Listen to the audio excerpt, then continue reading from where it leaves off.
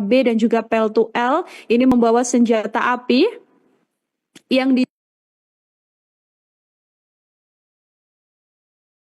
anggota kepolisian yang melakukan penggerebekan juga melihat bahwa oknum tersebut menembak dengan senjata laras panjang. Dari keterangan Pangdam 2 Sriwijaya, Majen TNI Ujang Darwis sendiri bilang kalau kasus ini masih diinvestigasi bersama dengan Polda Lampung, begitu, yang mana nantinya pihaknya berharap agar kasus ini bisa segera selesai sehingga bisa diketahui apa yang sebenarnya terjadi, termasuk motif dari aksi penembakan yang dilakukan oleh dua oknum anggota TNI. Hasil konferensi pers ini juga menunjukkan sejumlah pengakuan ya dari terduga pelaku oknum TNI yang melakukan penembakan terhadap 3 anggota kepolisian di wilayah Waikanan.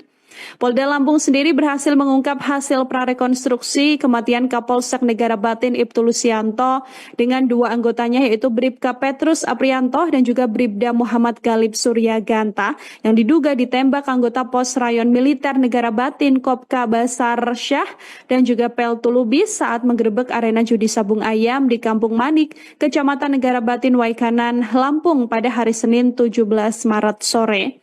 Kapolda Lampung Irjen Pol Helmi Santika ini bilang keterangan 4 dari 13 polisi yang ikut melakukan penggerebekan di lokasi sabung ayam memang melihat 2 TNI tersebut menembak menggunakan senjata laras panjang. Dari 13 orang ini, 4 saksi dimintai keterangan dan fokus dan juga mengatakan bahwa memang ada penembakan dengan laras panjang, Tribuners.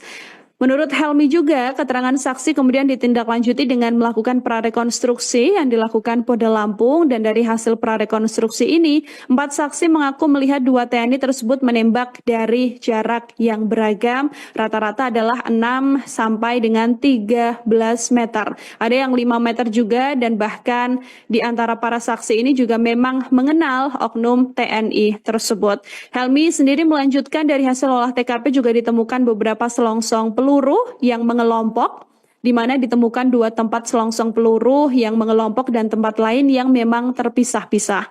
Temuan selongsong peluru ini kemudian diukur oleh tim laboratorium forensik dengan titik korban jatuh. Dari hasil pengukuran juga dilakukan tim laboratorium begitu ya, dengan selongsong peluru yang searah dengan posisi korban. Helmi juga mengatakan Tribuners hasil prarekonstruksi ini juga menunjukkan bahwa dari investigasi gabungan mengenai insiden penembakan ini didapatkan pengakuan dari terduga pelaku. Berdasarkan keterangan Kodam sendiri melaporkan bahwa 2 prajurit TNI yang menyerahkan diri atau yang sudah diduga merupakan pelaku penembakan ini, begitu ya, mengakui bahwa dirinya memang berada di TKP tersebut. Kedua TNI ini mengaku berada di TKP dan juga melakukan penembakan menggunakan senjata api rakitan. Hal ini nantinya akan terus didalami oleh pihak terkait untuk mengurai bagaimana fakta peristiwa tersebut yang akan didukung oleh sejumlah alat bukti.